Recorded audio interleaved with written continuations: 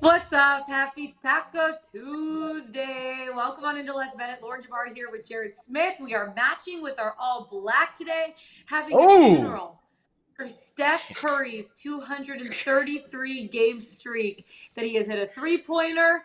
And then I'm like, yeah, he's hit 6 or more threes in 3 of the 4 games so far this series. Betting over his 5.5 made threes at plus money is a guaranteed bet. Well, I went to bed crying and mourning the loss of that streak for Steph Curry. But the game, Golden State heads back to Boston. I know Dan Posner, our boss, said don't ever say Boston Garden like that again, but I just didn't want to do it one more time. Wow. Just on the game as a whole. Well, you did 2 things there that are just no-nos. One, you called a bet a guarantee. That is an immediate ticket for a loser. And 2, you did something that our boss specifically said not to do. I don't know about the conversation that you had with him about your Boston accent, your faux Boston accent, but I know I mean, should we call him a masshole? Like, I know that's what they like to be called up there in Boston. I'm not. I don't want to get fired. Yeah, no, they're not happy today up there in Boston. Although I will say this, the load will be lightened a little bit because there's some excitement heading to the Massachusetts area this week. The U.S. Open starts on Thursday at Brooklyn. Mm-hmm. Now it's ironic because some of these guys that were playing on the LIV tour, I want to see. I was wrong about that, by the way. Bryson DeChambeau is going to get booed. Like, these guys are going to get booed. They're all going to get Bryson booed. DeChambeau already gets booed, but like he's going to get booed even more than he usually does. I was wrong about that yesterday. You were right. I'm not too prideful to admit when I was wrong. So the reason that's happening is and I didn't know this until very recently, until last night when I was looking it up. The major championships are governed separately from the rest of the PGA Tour, which is a little bit unique. Yeah, like the PGA Tour is its own entity, all of the tournaments that exist, and then the 4 majors. I guess the Masters makes sense, but I didn't know that even the PGA tournament, like the PGA Championship, is a different event. It governed differently than the rest of the tournament. So those players, all of them, Phil, Kevin Na, they're playing. Bryson, Dustin Johnson, they're all playing in the U.S. Open. Yeah. It is going to be fascinating to see what the reaction is this week. And I'm sure we'll talk to Diane too, but it's going to be a very interesting week. In Brookline, it starts the same day as game 6. Celtics Warriors game 6 Thursday, U.S. Open Thursday. So Thursday is going to be a big day in Massachusetts, huh? Also, one more thing that's getting spicy, Jared, is Slapgate. I know we forgot about it a little bit, but the fact that Jock Peterson got slapped. So I know that's something that Mike Trout is known for right now at this point, is governing basically one of the sketchiest, apparently, fantasy leagues. He came out and said that Alex Bregman won the Legendary League. It was a $10,000 buy-in, but some Giants players took the field yesterday for warm-ups with shirts that read, "Stashing players on the IR isn't cheating." They wore shirts to warm up for the game. Wearing, look it up, I'm not kidding. Google. They're supporting Jock Peterson in Slapgate. I just thought that was so funny. Literally players. I'll be honest. Baseball players have too much time on their hands. Clearly. Like, Which is honestly, crazy because they only have 16 days off during the and season. 162 games isn't enough. Like, don't you have it? Like, now listen, I know baseball is like if you've covered all four major sports. I would say Yeah. baseball players are the quirkiest, right? Like, just they're out there, especially the pitchers, the bullpen guys. Like, hockey players, pretty quirky. I would say NBA players, pretty straight down the middle. Same thing with NFL players. Like, they are what you expect them to be. Baseball players surprise me all the time with how quirky and weird and just out there they are. They have way too much time on their hands. Way too much. Yeah. Way too So much. yeah, players wore shirts that said stashing Ah, players on the IR isn't cheating. I just thought that was hilarious. I'm like, come on, guys, like that's let's crazy. give up the slap gate at this point. It's over. It's done. We're done. We're No, they're past not it. giving it up.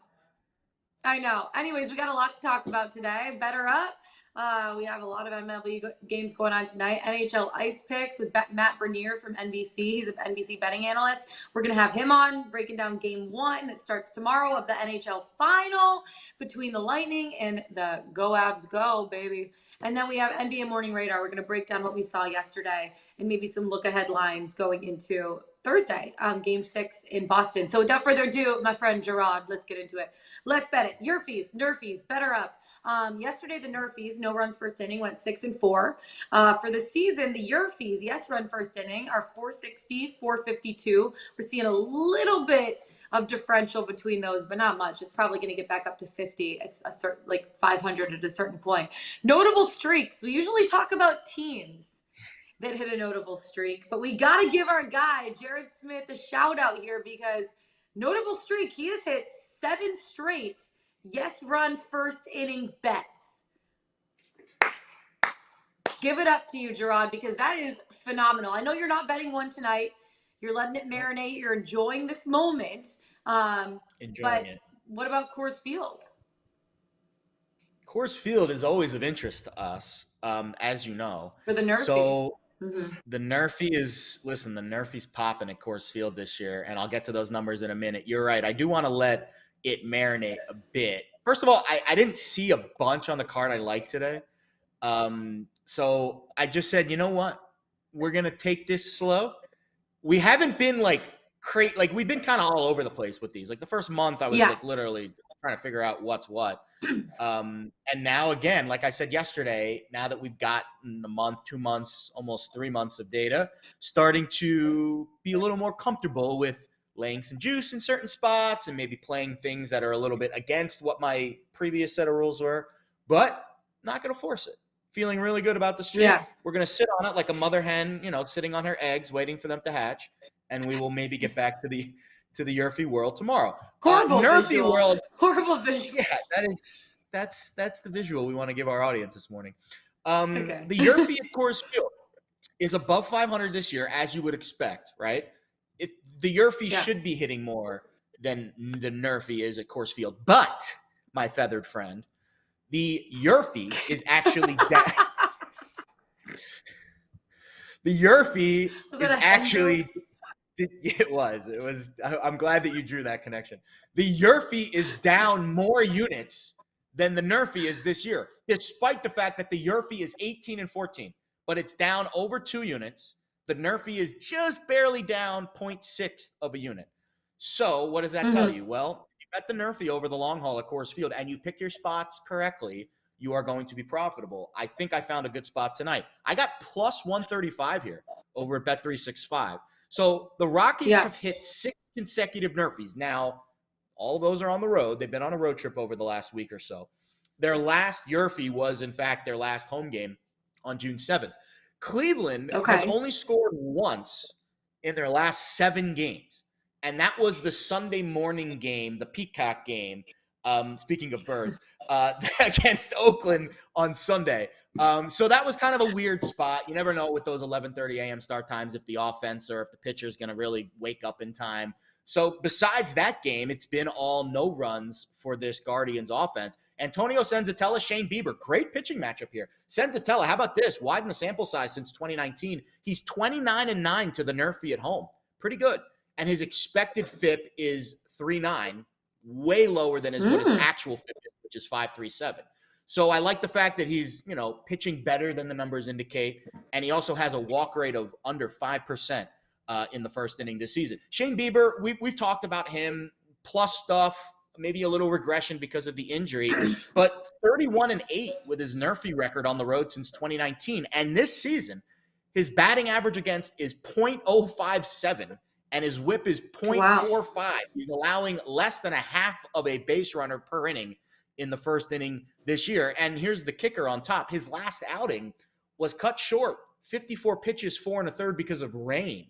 So he's, a little rested, more rested than he normally would be after a start with just 54 pitches. So I think he's going to come out guns a-blazing tonight. And I like Senzatella to get through the top half of the first inning unscathed. So Colorado, Cleveland, NRFI plus 135. That is our only YRFI bet of the day. Hope the streak, it's not a YRFI streak tonight. We're going NRFI, but hopefully the RFI streak can continue. Yeah, I like it. You have a Logan Webb triple play. Do you want to talk about that? I have 2 strikeout props and 1 hitting prop for JD Martinez, but I'll let you go first with your Logan Webb triple play because I love a good triple play. Yeah, I have never done this before. There's 2 firsts happening here. Why not? First, and I tweeted this out, 3 bets on the same pitcher in one game. Never done that before. The second thing I've never done this season, I think I've done it in like small spots when I've just been like, testing the waters, but I've never officially given out a hits allowed prop yet this season, but we're going to dabble in this market today. And listen, Logan Webb, I think is in the right, spot where his stuff is looking a lot better. He's coming off of a bad start, but the bigger sample size in recent form has been very strong. So let's start with here's how I'm splitting this up. I'm going to do one full unit on under 5.5 hits. And then I'm going to do a half a unit on the other 2 combined. So a half a unit on Ks, a half a unit on outs. So the total risk here is only about 2.25 units, but it's split up between 3 bets. I like the under hits prop the best. It's even odds over at the Westgate. 58% hit rate on the season, 7 out of 12 starts, but 5 of his last 6 starts have stayed under 5.5 hits. The only one that went over was a start against Colorado, which was his second time facing the Rockies in the span of a month. So he doesn't have to worry about that tonight. He's facing the Royals tonight at home. He's never faced the Royals before. He has 3 plate appearances career against Andrew Benintendi. Benintendi's 0 for 3 against Webb. Other than that, he hasn't faced the Royals at all. This is a fresh look at a pitcher, again, who's really starting to ramp up his intensity and his stuff. His K per 9 over the last 4 starts is nearly 10.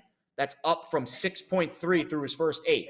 So we're starting to see, after a great season last year for Logan Webb, we're starting to see him ramp up the intensity after a little bit of a hangover to start this season. And the Royals have the worst road record in baseball at 8-19.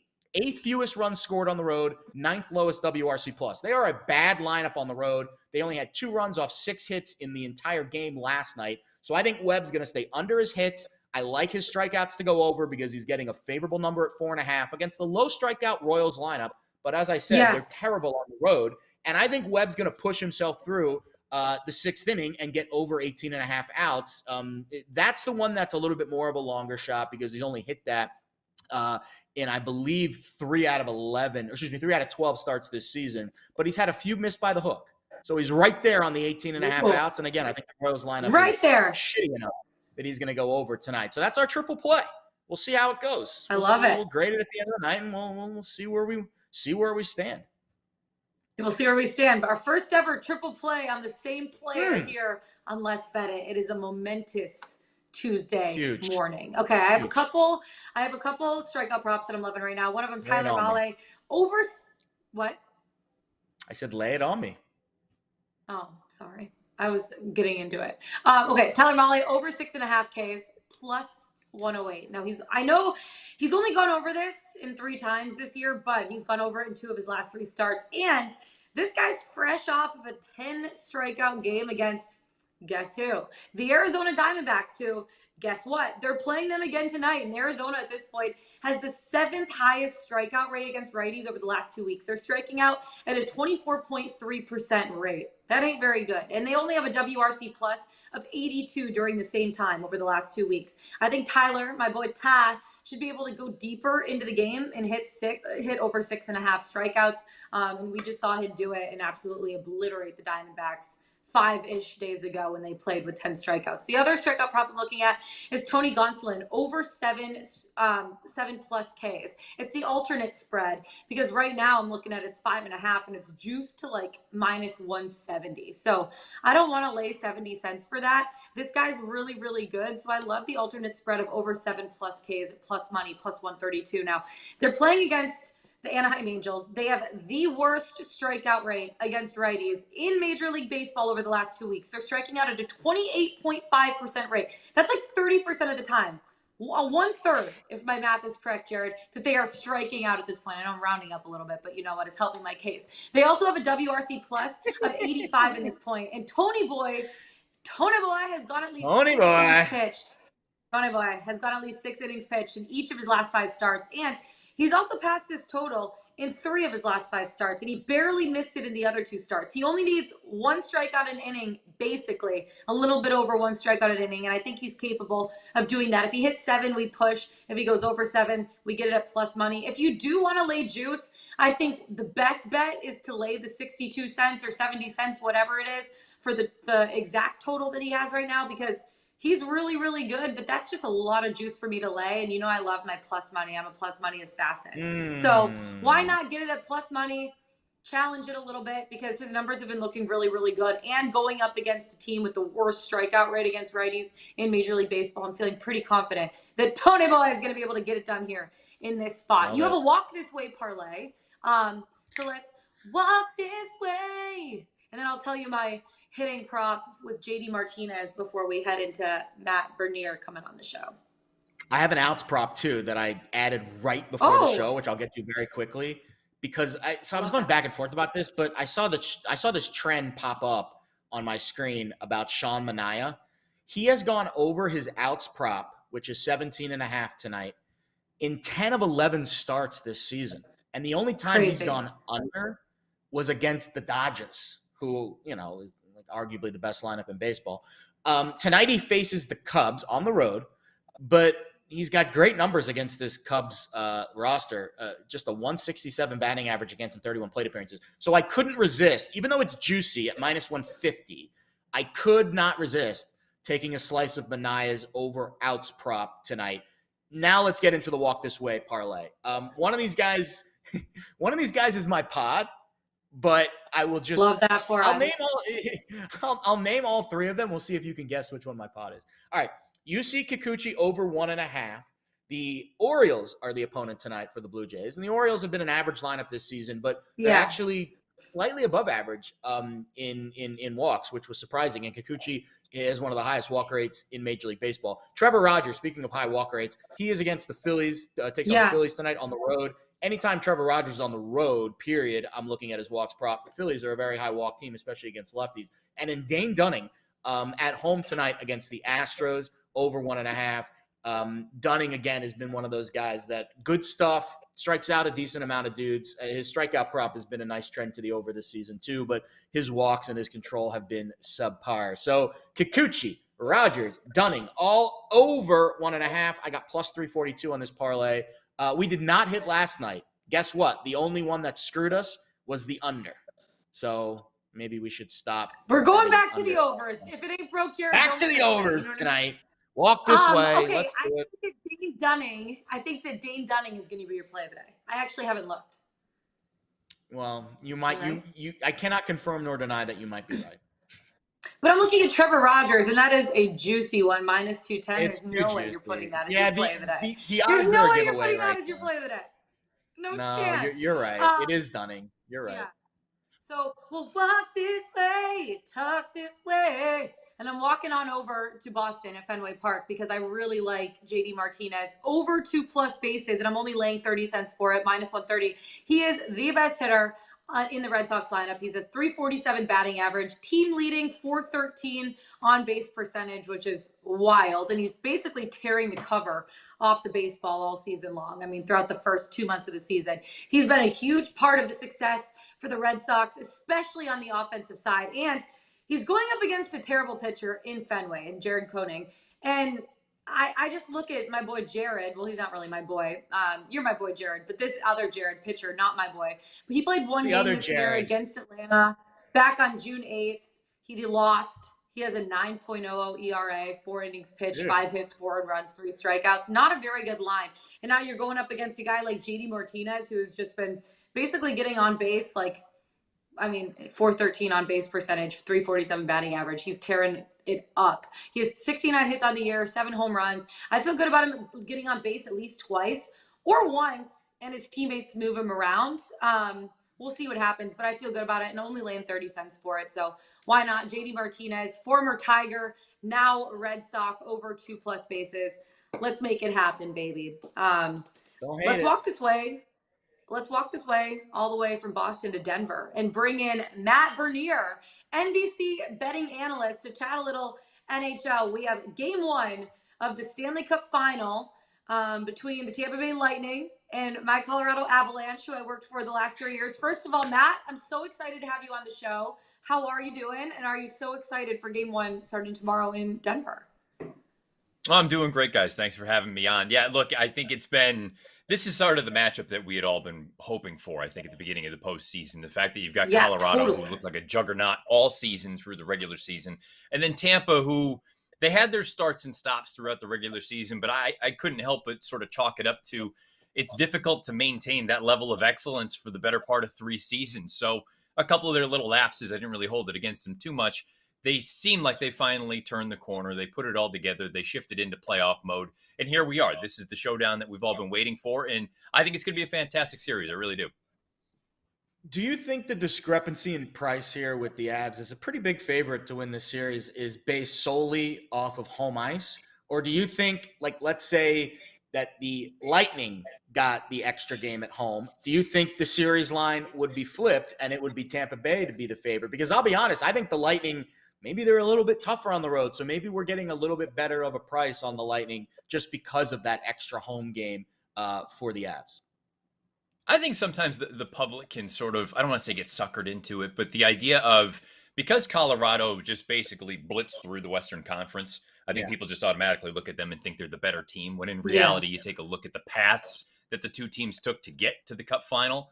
You know, Tampa had to go through one of the best teams in hockey in Toronto. Say what you will about their postseason issues. We know that. Well documented. But Toronto was really good this year. Their lineup is one of the best. It is. 100%. Absolutely. And they blew through Florida, who was the class of the Eastern Conference, in 4 games. Yeah. And then they come up against Igor, who put together legitimately an historic season, regular season and postseason, with the Rangers. And look, they had to do a lot more to get to this point. So I think that's part of the reason the price is as far off as it is, if we're being honest. I mean, when I look at these two teams, it's not to say that I don't believe in Colorado. I mean, again, what they've done all year sort of speaks for itself. But the fact that Tampa is battle-hardened, they've been here before, they've done this thing, and they've got a goaltender like Andrei Vasilevsky, who it looks like has finally got back to the playoff Vasilevsky we've seen for the past few years. He won the Conn Smythe last year when they went on to win their 2nd cup in a row. I just think Tampa actually has the edge in here, despite the fact that they're going to be on the road for 4 of the 7 games. Yeah, that was one of the questions I was going to ask you, because obviously, so I worked for the Avs the last 3 years. I was their sideline reporter. Now I'm living in Atlanta. But I got to watch this team closely over the last 3 years and just what they've built, what they've been able to do, the teamwork that they put in. Like, this team is working so hard every single day. But this is the first series this postseason that they're going up against an elite goaltender and a guy like Vasilevsky, who in my opinion is the best goalie in the world at this point. And say what you will about Igor Shesterkin, he's obviously amazing too. But is the fact that one of the best offenses in the league, like the Colorado Avalanche, going up against a guy like Vasilevsky, I mean, I know you think the Lightning come out on top, but how do they take advantage of a guy like Vasilevsky when they haven't seen a goaltender like that? Because you look at what the Panthers did, they were the best team offensively in the National Hockey League, and they got swept in 4 games. I think that's my biggest concern coming into this. If you're a fan of Colorado or you're backing them at a shorter kind of price, you take a look. They took on a backup goaltender against Nashville in the first round. They took on a backup goaltender for the most part in that second round series with St. Louis. And then you go to the most recent situation where you had 40-year-old Mike Smith, who, yeah, he had caught a bit of a heater at the beginning of the playoffs, but he regressed to 40-year-old Mike Smith. I mean, I don't want to hold that against him. So they haven't 40. really taken on the elite of the elite as far as netminders are concerned. And now you bring in not just one of the best, I think the best in the world, no disrespect to Shesterkin, but you know, with what Vasilevsky has done, and to your point, the way he handled a Panthers team that lit the lamp with regularity. I mean, they were up over close to 4.5 goals a game during the regular season. You completely stymied them. I think that's why I look at a team like Tampa and say, I'm confident they can win multiple ways. I think they can win if you get into a track meet. I think they can win those 2-1 kind of gross looking defensive battles. Colorado reminds me a little bit of Florida. They're certainly better than Florida is overall, but I feel like they're more of a, we need to outscore you as opposed to shut you down, lock you down defensively. And I think that could be a little bit of a fly in the ointment for this series. Yeah, I mean, I think if you made a comparison, you know, the Eastern Conference version of the Avs, I think I would say the Panthers are probably that. In fact, I would say the Panthers might have a better netminder in Bobrovsky than the Avs do. And that is a very interesting question about this series. Darcy Kemper's been pretty good. Well, that is where we're getting here, because is Darcy 100%? And even if he is 100%, he hasn't played since when? So that is where I'm a little, because first of all, it is fair to say that the Lightning have the edge in net regardless of who plays for Colorado. But which is going to be the best option for the Avs in net? Is it going to be Frankie? Is it going to be Kemper? I'm assuming Kemper if healthy, but then we have the questions about Rust and health. Honestly, so when I first took a look at it, I had to do a double take. I mean, Kemper hasn't seen game action since May 31st. We're going on 2 full weeks now, more than 2 weeks. Yeah. But at the same time, as good as Francouz was sort of in the backup role in the emergency, fill-in spot, we haven't seen him for the better part of a week either, because Colorado's been wrapped up, done and dusted for quite some time. Yeah. So if they were coming in with a little bit more recency, I honestly would probably stick with Francouz if I was Jared Bednar. Wow. But because you're dealing with a layoff there or a layoff with Kemper, I think you go with your number one goalie. And granted, I'm not the biggest fan of Darcy Kemper, but I thought he was, all things considered, pretty solid in his first year in Colorado. I would go with him if for whatever reason he doesn't look like he's fully back. You got to have a quick hook. I don't think this is a situation where you can wait too long. You think of Major League Baseball where maybe you leave they don't do it anymore, but you used to leave a starter in a little bit too long and it comes back to bite you in the rear end.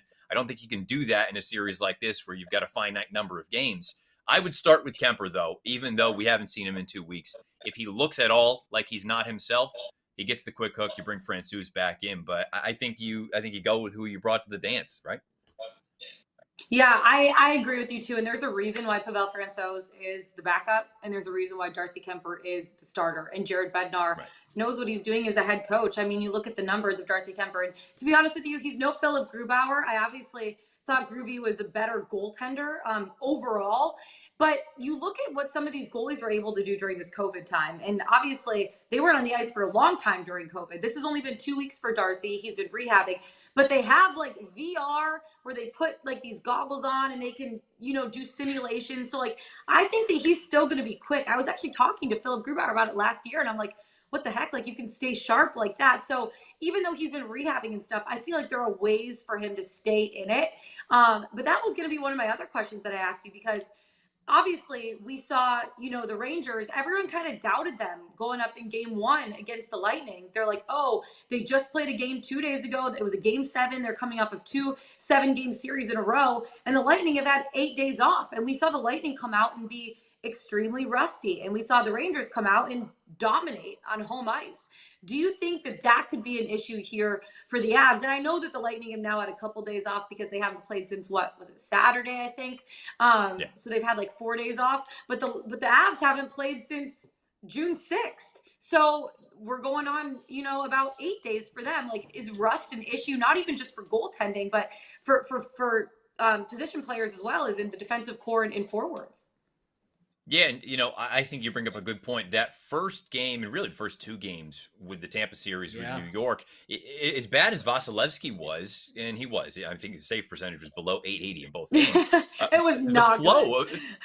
but the flow of the team overall, they just couldn't get anything Yeah. going. And again, give credit to the Rangers because they played very well, and they played really well at MSG all throughout the postseason. But relating that to Colorado for a team like that, who again they were a well-oiled machine last time we saw them. Sometimes the worst thing is rest. You usually think about it and go, well, at this time of year, maybe we can get a little bit of a breather and get guys healthy again. In a way, the last thing I want is to stop that team with the way they were cooking along. Mm-hmm. So I do think that's something that has to be factored in. And again, especially considering the way that Tampa came along for those last 4 games. They really controlled the 5-on-5 play. And you look at the regular season stats for these two teams, Colorado and Tampa, they're really pretty similar in many aspects. They're both above average, even strength. They're both very close. I think they were 7th and 8th in the league on the power play. PK, they're within a point or two of one another. So all things considered, it's a pretty close matchup. Tampa certainly gets the nod and the goaltending side of things. And one other thing that I'll be very curious about, and maybe this leads into sort of the rest versus rust kind of analogy, Colorado has seen a bit of an uptick in their power play during the postseason.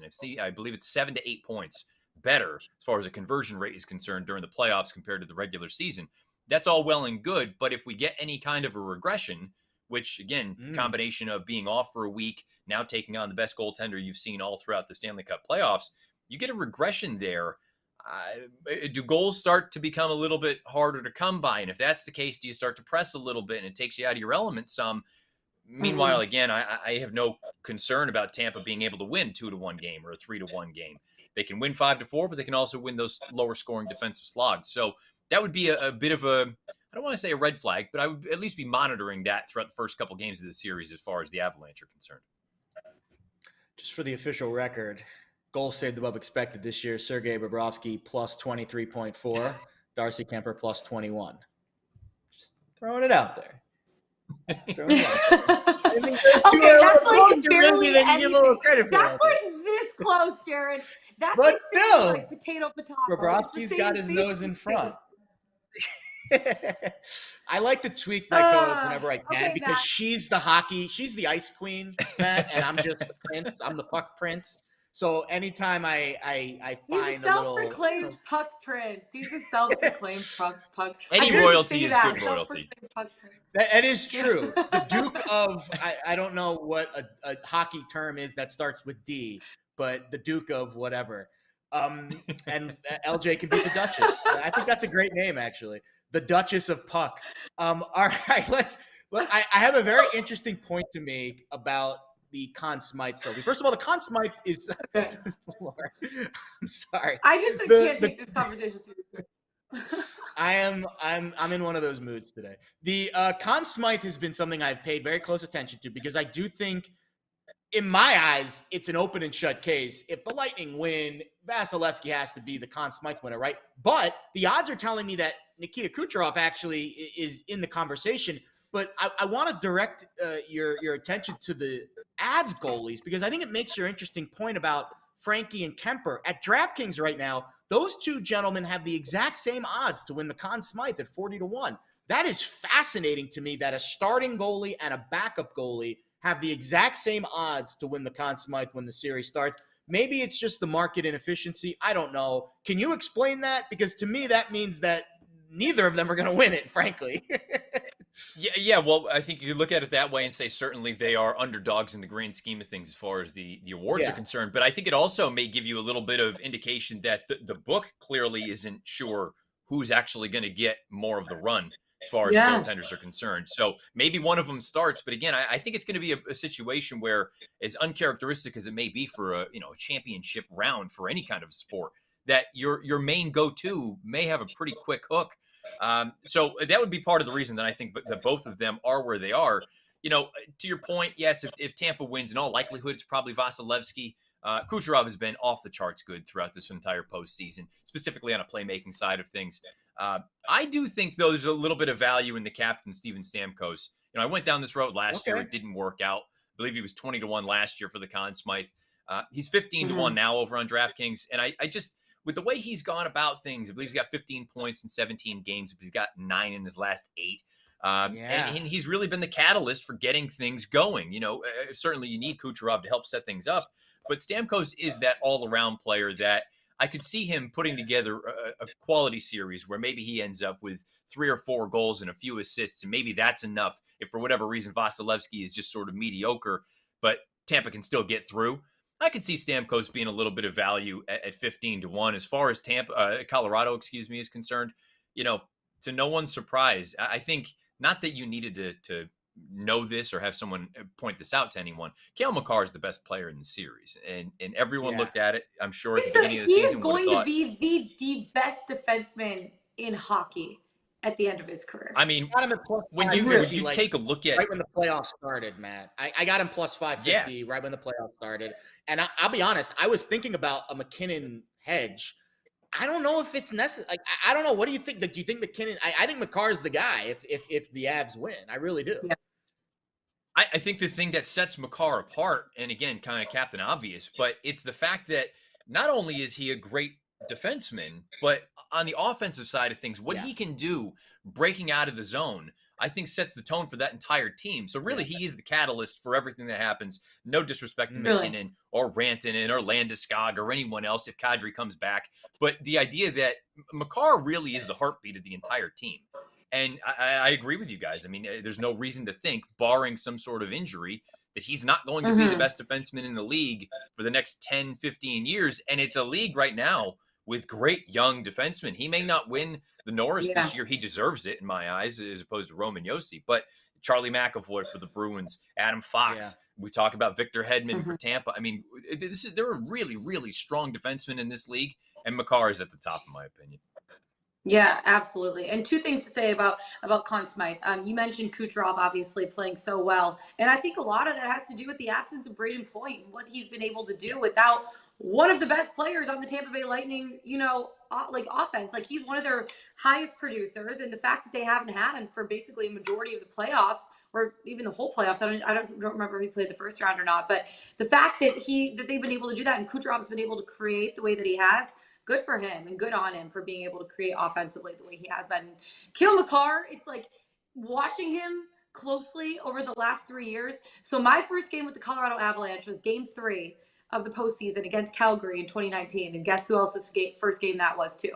Cale Makar's first game. And so it was really cool to kind of like start my career the same day that he started his career. And obviously he's gone a lot further than I have over the last 3 years, but it's just really awesome to see. He comes from a great family. He's always the first guy on the ice, one of the last guys off the ice at practice, morning skates. He's just a hard worker, one of the best skaters I've ever seen. And like all of the success that he has, he deserves it all. He's like one of the best dudes ever, truly, like off the ice. And then on the ice, you obviously see his play and the way he elevates people's games around him. Like even his defensive partner in Devon Taves, who came from the Islanders, was a great player for the Islanders, but he's become maybe even, a Norris Trophy candidate in the NHL this year because of how Cale Makar has kind of elevated his game too. So it's going to be amazing to see what Cale is able to do over the next few years. But yeah, in terms of Conn Smythe, if the Avs win, Cale Makar is a lock at this point. Matt, before we let you go, just your series bets and kind of looking ahead at these next, hopefully 7 games that we're going to see between these 2 teams. I'm hoping for a 7-game series, and I'm actually betting that at plus 210 on DraftKings. But what are your best series bets at this point that you like going into game 1 tomorrow? Well, I mean, of the 2 teams, I think Tampa is better top to bottom. So I think there is some value in them in the series price at plus 150. I believe I had taken a look at their series spread of minus 1.5. I think that's a little interesting. And I believe it's around plus 260, somewhere thereabouts. So they could win 4-2, 4-1, 4-0, something like that. I thought that was at least something maybe to monitor, keep an eye on. I think game 1, I'm someone who likes plus money. I heard you guys talk about it before I hopped on. I'm plus always looking for, especially in hockey. Hockey is such a random game. You hear about puck luck. It's real. It's a thing. You need the puck to bounce your way from time to time. Yep. So, yeah, maybe I'm getting a little bit greedy. I believe Tampa on the money line tonight is somewhere, on Wednesday night is somewhere around plus 135. I would go with the reverse puck line. Tampa minus 1.5 is at plus 300. I think you can get 3-1 on a team catching Colorado off the layoff. We don't know what the goaltender situation is, and we know Tampa's flying high right now. I think that's an intriguing option. If you're going to fade Colorado on Wednesday night in game 1, I think you do so in a big way, and I'm going to go with Tampa to cover 1.5. Listen, the average margin of victory this Bernier. postseason has been over 2 goals. So I don't see why anytime you're betting on a team to win a game, why you can't lay a goal and a half in this postseason. It has been the trend to bet, no doubt. Matt Bernier, you're now officially the Duke of Dangle. So that's the Duke of Dangle. Duke of Dangle. That's great. That is our producer Justin. Tremendous. That's why I smirked halfway through your segment when Matt I saw Bernier, that aka the Duke of Dangle. Best Duke of luck with your bets for the series. I'm sure we'll be talking to you. Thank you so much for coming on and giving us your words of wisdom on this Tuesday afternoon or morning. Tuesday morning. Thank you. Thank you guys. Appreciate it. Sure. The Duke of Dangle, baby. I kind of like the Duchess of Dangle a lot, actually. I think that could be your name. I'm the Ice Queen. The Duchess of Dangle is tremendous. You can't change my name. You can't change my name. You prefer Ice Queen? Everyone's a queen these days. It's an overused term. There's the prop queen, there's the puck queen, there's the Ice Queen. Everyone's a queen. How about we go Duchess? It's different. Unique. The Ice Queen's been working though, and I'm up a lot of money being the Ice Queen. I don't want to change it before the Stanley Cup final. Maybe we change it heading into the next regular season. But if it ain't broke, Jared, don't fix it because that's fair. I can't argue with that. So I like winning okay, and I like that crown even more. Before we get into our best bets, let's talk about the NBA game yesterday. We'll quickly touch on it because obviously there's not another game till Friday, but it was just crazy seeing. You know, obviously the third quarter has been an issue for the Boston Celtics all postseason. Well, yesterday we saw the third quarter be their best quarter that they played with the defensive pressure they put on, Tatum searching out good opportunities.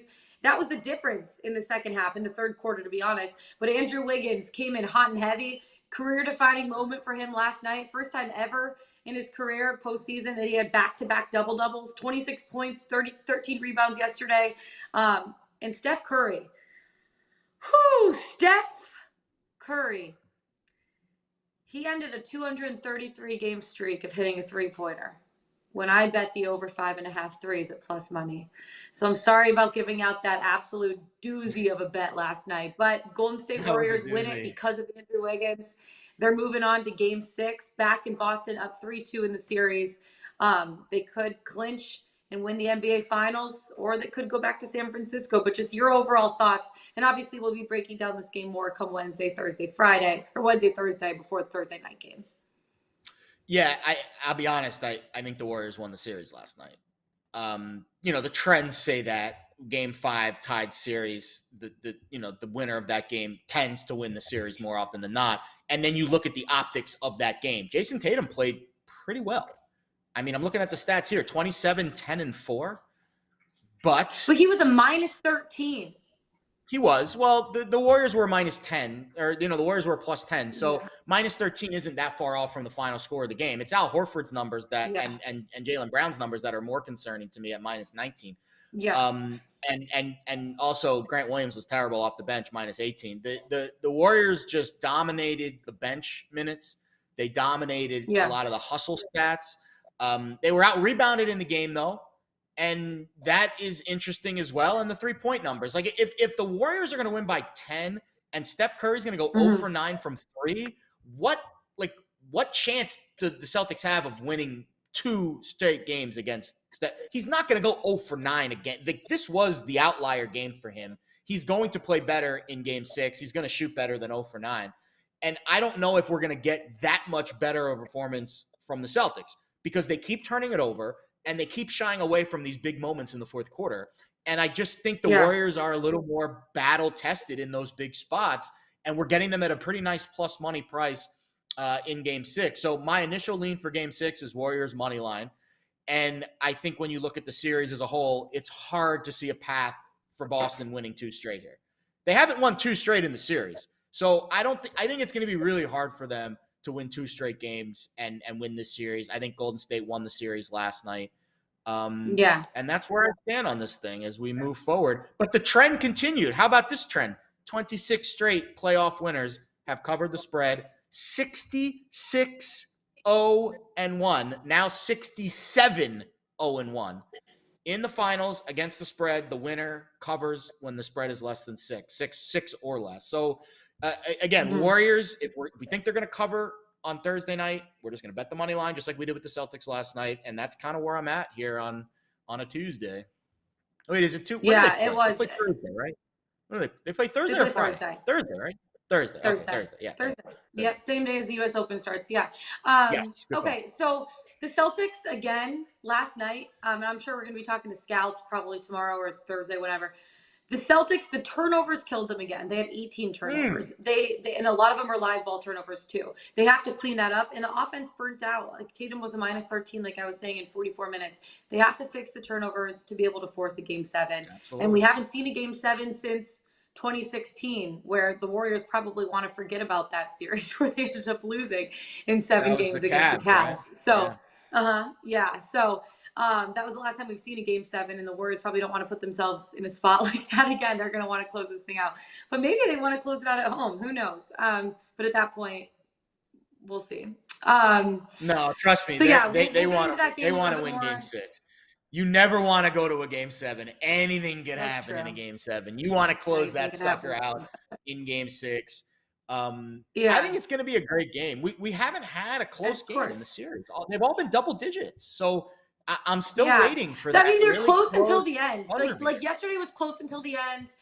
Game 5 was close until the end, or 4 was close. Got all these numbers. I can't keep them straight. Game 4 was close into the end. A lot going on. So anyways, we'll be breaking that game down a lot more tomorrow, a lot more Thursday. Yes. Quick news before we get into our plays of the day and the Pickswise 3-star play of the day. Serena Williams is returning to tennis after being granted a wild card invitation to Wimbledon. So good for her. We're going to see Serena, the queen, the tennis queen, back in action again. That's going to be exciting to see. All right, Jared, before we get into our best bets of the day, Pickswise.com. Who's our 3-star play of the day? Nothing on the board right now, and that doesn't surprise me. It's early in the day. The baseball plays will probably trickle in a little later. I do see a mega parlay on the board at plus 978. I see a regular parlay on the board at plus 460. And again, I'll direct you to Ricky Diamond's tennis plays. He's got 2 3-stars on the board for the Berlin Open. 9 Berlin. And if you're not following Ricky Diamond's tennis plays, then again, you dislike money because he knows how to bet tennis. He's very good at it. Yeah, absolutely. Okay, our best bets of the day. Let's get into it. So we're going to be more transparent, obviously, coming forward with our play of the days and our whatever. So it's actually pretty crazy. Both Jared and I right now, our pod records are both at 500. I'm 90 and 90, and you're 94 and 94, which is crazy. It is pretty insane, actually. I'm up 15.85 units. A lot of that has to do with my Trayvon Diggs over a half interception that I bet during 5 of those units belong to Trayvon Diggs. And they hit, which hit in the last like 3 minutes of the game. It was actually freaking wild. But I'm still, that hasn't been like the group chat was popping that night. It was crazy. Everyone was freaking out. Trayvon, like, oh my god. Okay, but anyways, you give me your Dane Dunning prop because that's the one I guessed from your Walk This Way, and then I'll give you my prop too. Both of us have pitchers props for our play of the days. Yeah, going to baseball, not a whole lot else to talk about today. But, to me, again, when you look at those pod records and you look at the records of gambling in general, that just shows you my record. I bet a lot of minus money props and minus money bets. And if you go 500, you're going to be down. Lauren likes to stick in the plus money territory. Same record, pretty much the same amount of bets. We've reached out almost 200 bets so far in this little LBI experiment. And she's up a shitload and I'm not. Again, that doesn't mean that her strategy's right and mine's wrong. It's just different strokes for different folks, and you have to decide what your risk tolerance is. But Lauren's strategy clearly is working, so it's hard to argue with results. I'm going Dane Dunning over 1.5 walks tonight. 58% hit rate this season, 7 out of 12 starts. 56% if you widen that sample size to his last 39. 22 of them have gone over 1.5. That is about minus 130 odds. So at minus 110 here at DraftKings, I feel comfortable playing this against an Astros lineup that has the 5th highest walk rate in the last 7 days. We like to see how their recent form is. And then if you zoom out to the full season, 7th highest against righties at over 9%, which is a pretty solid walk rate, well above Major League average this season. So Dane Dunning, and this is why we're getting a good price here. Dane Dunning has a career-long streak of 2 consecutive starts without walking a batter. Why is that important? It's never happened before. In fact, the only other time in his entire career that he's gone 2 straight appearances without walking a batter was in relief. And that was 2 combined appearances that went 3 total innings. So it's really hard to, factor that into this handicap. I'm willing to bet that he is not going to go a 3rd consecutive start without walking a batter. And he's facing, again, an Astros lineup tonight that is very patient and is very talented. So we'll go Dane Dunning over 1.5 walks. Hit a little bit of a snag with the walk props of late, but we're going to get back on track tonight. Thank you very much, Mr. Dunning. Please don't let me down. I love alliteration names too. Dane Dunning. Rolls off the tongue very nicely. The good old double D, baby. Double D. The good old double D going over the double D. The good old double D. Double D. That was amazing. Thank you. That was impressive. Thank you. That was really impressive. Okay, I'm on an alternate strikeout prop for Donnie. Wow. I'm like now want to say D names. Donnie Gonsolin. It's Tony Gonsolin over 7+ strikeouts at +132. The alternate spread, because over 5.5, over 6, depending on what sports book you get it at. It's like juiced to high heavens right now. -170, -162 is what I'm seeing. But so I'm taking the alternate over 7+ Ks at plus money, +132. They're going up against the Angels, and they have the worst. I cannot speak right now, apparently. The Angels have the worst strikeout rate against righties over the last 2 weeks. They're I literally cannot talk right now, Jared. They're striking out at a 28.5% rate. That's not good. That's about 1/3 of the time. They also have a WRC plus of 85. So pitchers are going deep into games against them. And Tony Boy has pitched at least 6 innings in each of his last 5 starts. And he's also passed this total in 3 of his last 5 starts, and he barely missed it in the other 2. He only needs a little bit over 1 strikeout an inning. I think he's capable of doing it, especially going up against a team that literally has the worst strikeout rate in Major League Baseball against righties over the last 2 weeks. And pitchers are going deep into games against them. So give me Tony Gonsolin over 7+ strikeouts at +132. Lock it in, baby. Let's make it happen. All right. That's it for us today, guys, on this Taco Tuesday. Have a great rest of your day. Jared Smith, I'm Lauren Jabara. We'll be back at it again in about 23 hours. Don't miss us too much. Until then, best of luck with your bets. We'll see you tomorrow. Let's get it. Let's bet it.